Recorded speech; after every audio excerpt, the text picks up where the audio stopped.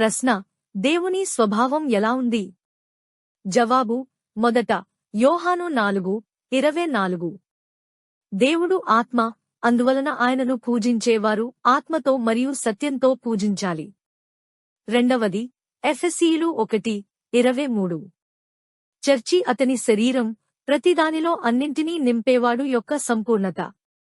మూడవది దేవుడు అన్ని వస్తువులతో కలిసిపోయినవాడు కాదు, అతను వాటి నుండి వేరే వ్యక్తి.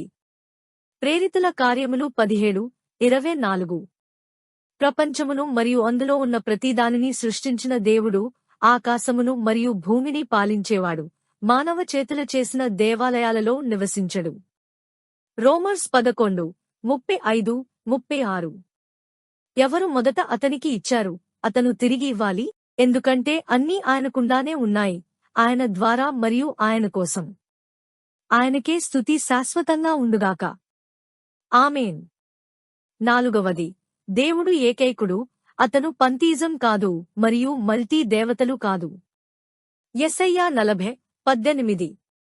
కాబట్టి దేవునితో మీరు ఎవరితో పోల్చుకుంటారు మరియు ఏ రూపాన్ని అతనికి ఇస్తారు? యెషయా 40:25. పవిత్రుడు అంటున్నారు, మీరు నన్ను ఎవరితో పోల్చుకుంటారు, నేను అతనికి